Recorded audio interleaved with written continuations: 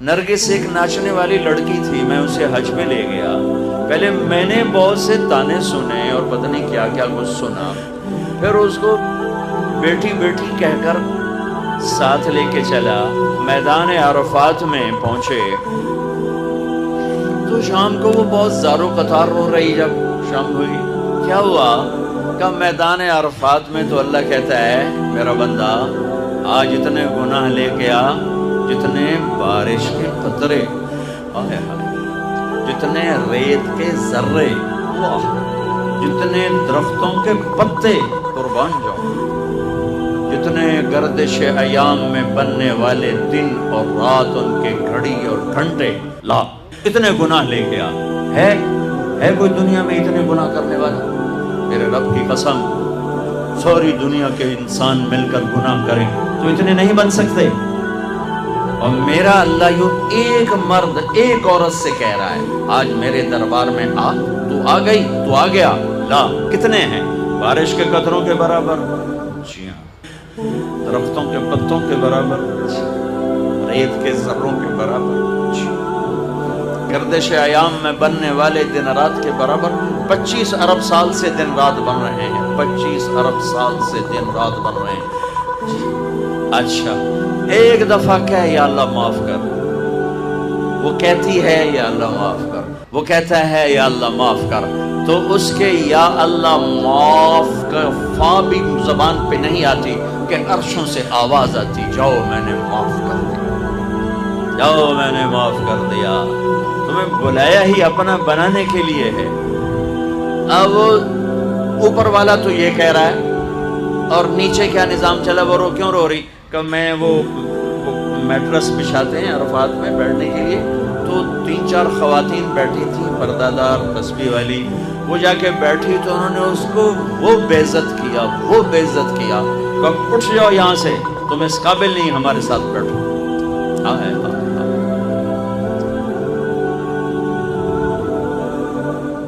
یہ میں ایسے نہیں کہہ رہا، آنکھوں دیکھ کے بتا رہا ہوں، یہ تو جی دیندار لوگ، ہم دیندار ہیں، تم دنیا دار ہو، شرابی ہو، جواری ہو، سود خور ہو۔ اس لفظ نے اس طبقے میں تکبر پیدا کیا، عجب پیدا کیا، اوروں کی حقارت پیدا کی، اوروں کو گھٹیا سمجھا، اوروں کو ذلیل سمجھا۔ اور دوسرے طبقے میں کیا نقصان آیا کہ انہوں نے اپنے آپ کو آزاد سمجھا، شراب بھی چلی، زنا بھی چلا، سود بھی چلا، جھوٹ بھی چلا، قتل بھی چلا، ہیرا پھیری بھی چلی، ناچ گانا بھی چلا، گھنگرو بھی چھنکا، جام بھی چھلکا، آوارگی، جو ہم دنیا دار لوگ ہیں، جی ہم دنیا دار لوگ۔ اس چیز نے انہیں جانور بنا دیا، انسانوں سے نکال کے جانور بنا دیا، اور وہ بے لگام ہو گئے۔ جیسے گاڑی کا کنٹرول ختم ہو جائے تو وہ بے لگام ہوتی ہے، کسی دیوار میں ٹکرائے، درخت میں ٹکرائے، گاڑی سے ٹکرائے، اپنے سواروں کو مارے، اگلی سواری کے سواروں کو مارے۔ ایسے ہی یہ ہم تو جی دنیا دار لوگ ہیں، ہم تو جی دنیا دار لوگ ہیں، اور یہ کہہ کر ہر حرام کو حلال کر لیا۔ ابے جھوٹ کیوں بول رہے ہو جی ہم تو دنیا دار لوگ ہیں؟ ابے سود کیوں کھا رہے ہو جی ہم تو دنیا دار لوگ ہیں؟ ابے یہ ناچ گانے کی محفلیں کیوں سجو جی ہم دنیا دار لوگ ہیں؟ ابے رشوت کیوں لے رہے ہو جی ہم دنیا دار لوگ ہیں؟ نماز کیوں نہیں پڑھتے ہو جی ہم دنیا دار لوگ ہیں؟ روزے کیوں نہیں رکھتے جی ہم دنیا دار لوگ ہیں؟ یہ اس تقسیم نے دو بڑے نقصان جو میں نے آنکھوں دیکھے، کانوں سنے، انہی میں تو زندگی بیت گئی ہے، انہی میں زندگی بیت گئی ہے۔ اس تقسیم نے یہ بڑے نقصان پہنچا۔ ہر مسلمان مرد عورت دیندار ہے، کلمہ جو پڑھتا ہے، ہر مسلمان مرد عورت دنیا دار ہے، کپڑے نہیں پہنے، چھت کے نیچے نہیں رہتا، روٹی نہیں کھاتا، کسی نہ کسی کمائی کے سلسلے میں لگا ہوا نہیں ہے، ہر مرد عورت دیندار ہے۔ ہاں لیول چھوٹا بڑا ہے تو مشکل اسلام نہیں، مشکل یہ ہے کہ سیکھا نہیں، مشکل یہ ہے کہ سکھایا نہیں، مشکل یہ ہے کہ ماحول میں سچ نہیں ہے۔ اور جب سارے جھوٹ بولیں تو سچ بولنا مشکل ہو جاتا ہے، سارے نماز چھوڑیں تو نماز پڑھنا مشکل ہو جاتا ہے، سارے روزہ چھوڑ رہے ہوں تو روزہ رکھنا مشکل ہو جاتا ہے، ساری بے پرد ہو جائیں تو پردہ کرنا مشکل ہو جاتا ہے، سارے وعدہ توڑنے والے ہوں تو وعدہ نبھانا مشکل ہو جاتا ہے۔ یہ مشکل باہر سے آئی ہے، اندر میں نہیں ہے۔ ایک اور آیت پیش کرتا ہوں، ایک اور آیت۔ ایک تو میں نے اللہ کی یہ بھی اللہ کا ہی فرمان ہے، لیکن وہ ایک اور اینگل سے تھا، یہ دوسرے اینگل سے۔ لقد کان لکم، یہ نکل لقد کان لکم فی رسول اللہ اسوۃ حسنہ۔ برابر بھی ہے نا۔ اچھا، اللہ نے کیا خوبصورت لفظ استعمال کیا، حسنہ۔ کیا کہہ رہے ہیں کہ کراچی پر میرے نبی تمہارے لیے انتہائی خوبصورت نمونہ ہے زندگی گزارنے کے لیے، میرے نبی کی زندگی میں تمہارے لیے خوبصورت نمونہ۔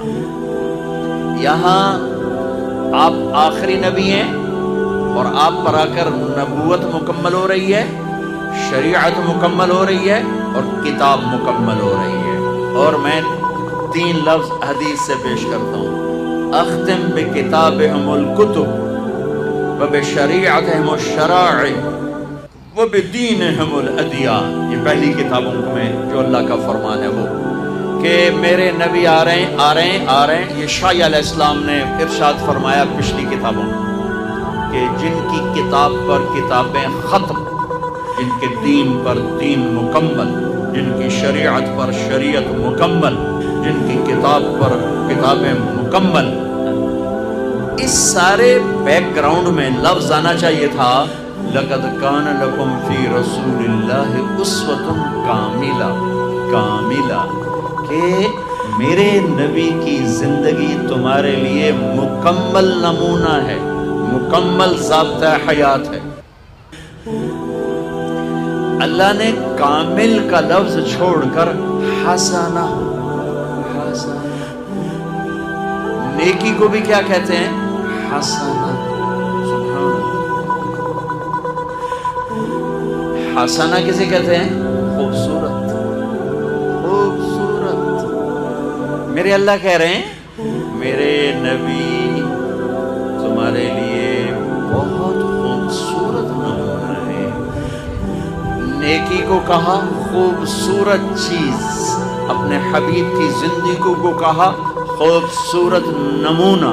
یہ خوبصورت کا لفظ کیوں فرمایا ہے کہ میرے بھائی بہنوں، حسن، خوبصورتی کسی دلیل کی محتاج نہیں ہوتی۔ وہ خوبصورتی آواز میں ہو جادو جگائے، وہ منظر میں ہو دل کو کھینچے گی، وہ شکل میں ہو دل کھینچیں گے، وہ کلام میں ہو جادو ہوگا، وہ اشعار میں ہو انسان جھومے گا، وہ کسی گھر میں ہو، کسی برتن میں ہو، کسی سواری میں ہو، کسی پھول میں ہو، کسی پرندے میں ہو، کسی پہاڑ میں ہو، کسی دامن میں ہو، کسی شکل میں ہو، کسی آواز میں ہو، کسی صورت میں ہو، تاج محل میں ہو یا ہمالیہ پہاڑ میں ہو۔ خوبصورتی کو دلیل نہیں چاہیے سوائے اندھے کے۔ ہر پڑھا لکھا ان پڑھ حسن سے متاثر ہوتا ہے۔ 14ویں رات کا چاند سر پر ہو اور کوئی کہے جناب یہ 14ویں دا چاند سونا ہوندا ہے یا کوڑا ہوندا ہے، مینوں دلیل دیو، تے انہوں 100 لتر مارو کہ تیرے سرے 100 ایسا سے مار رہے ہیں کہ تیرا دماغ ہلے ہویا ہے۔ 14ویں دے چاند دی دلیل منگدا پہ سونا ہے کہ کوڑا ہے۔ اور میری سمجھو جو پنجابی سرائکی، میں بیچ میں اپنی زبان کی طرف چلا جاتا ہوں، معاف کر دیں، تم کراچی والے کیا سمجھو؟